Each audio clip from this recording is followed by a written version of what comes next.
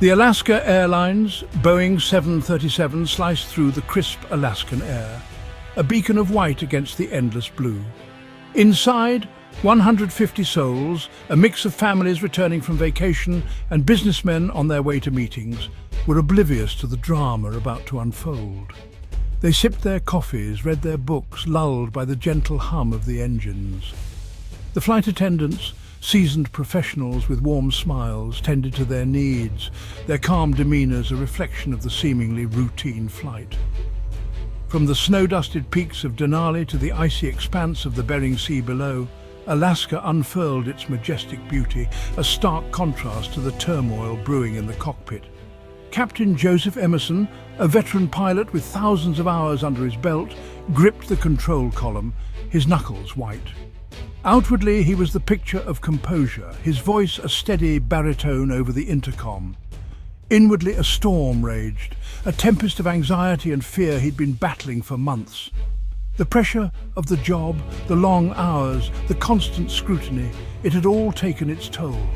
A darkness had crept into his life, casting a long shadow over his once unshakable confidence. He'd tried to reach out, to confide in a fellow pilot, but the words stuck in his throat, trapped by the fear of judgment, of losing the career he'd dedicated his life to. An hour into the flight, a subtle shift occurred. Captain Emerson's voice, usually a beacon of calm assurance, took on a strained quality.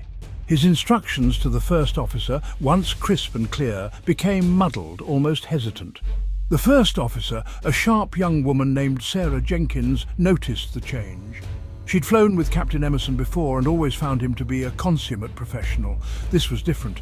Concern etched lines on her face as she observed him closely, sensing something was amiss. The change in Captain Emerson's demeanour did not go unnoticed by the passengers. Whispers rippled through the cabin, a subtle undercurrent of unease beneath the veneer of normalcy. Suddenly, Captain Emerson's hand shot out, his fingers wrapping around the throttle levers. His eyes, usually focused and alert, were wide with a strange intensity, his breathing shallow and erratic. Before First Officer Jenkins could react, he pushed the throttles forward, sending the plane into a sharp descent. The plane lurched violently, oxygen masks dropping from the ceiling. The cabin erupted in screams. Panic, raw and primal, filled the air as the aircraft plummeted towards the earth. Children cried, their small faces contorted in fear. Adults clung to each other, their eyes wide with terror, bracing for impact. "Joe, what are you doing?" First Officer Jenkins shouted, her voice barely audible above the roar of the wind and the terrified screams of the passengers. She reached for the controls, her own heart pounding against her ribs. She needed to regain control, to level the plane before they lost too much altitude. But Captain Emerson resisted, his grip on the controls unwavering. His face was pale, his eyes vacant, as if a switch had been flipped, and a stranger now occupied the pilot's seat. "We're all going to die!" he screamed, his voice cracking with a chilling mix of fear and resignation.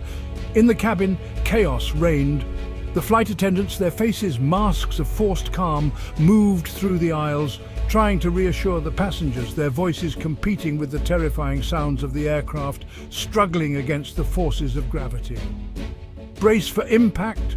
Brace for impact!" they shouted, their words swallowed by the roar of the engines and the terrified cries of the passengers. Each jolt, each shudder of the plane felt like a death knell. Thinking fast, First Officer Jenkins grabbed the intercom. "This is the first officer speaking. Remain calm, everyone. We are experiencing a minor technical difficulty, but we have the situation under control." Her voice, steady and reassuring, cut through the cacophony of fear, a beacon of hope in the chaotic darkness.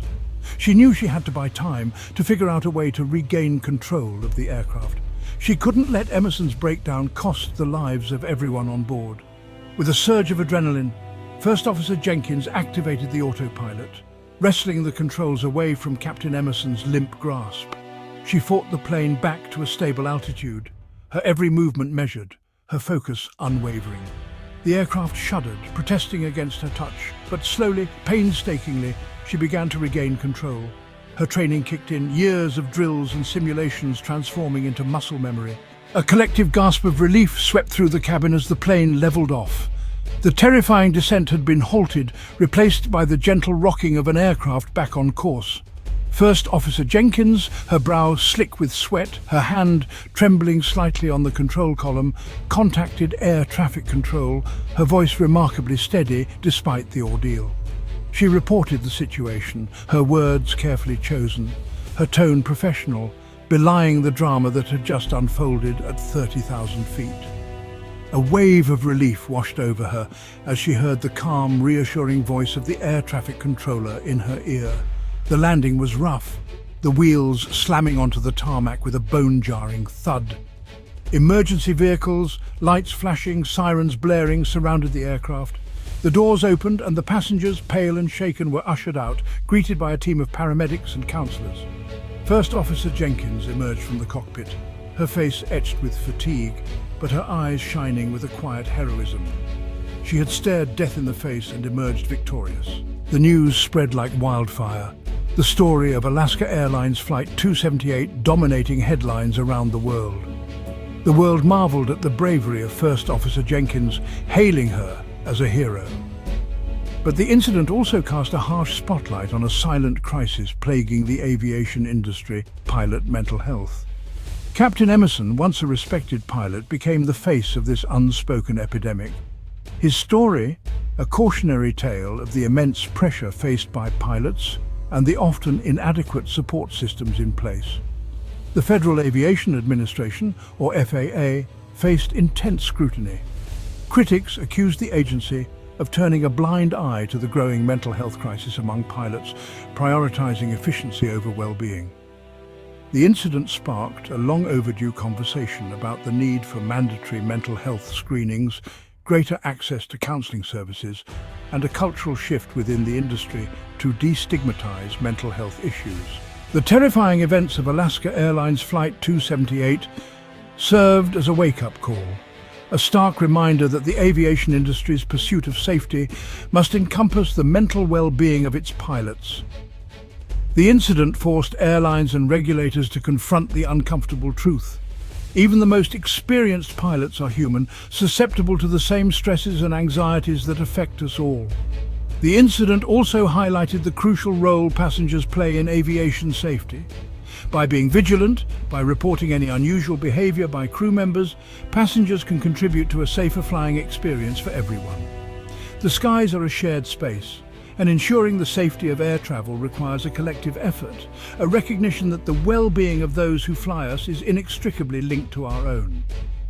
The lessons learned from Alaska Airlines Flight 278, though born from fear, offer a roadmap to a future where the mental health of pilots is no longer an afterthought, but an integral part of aviation safety.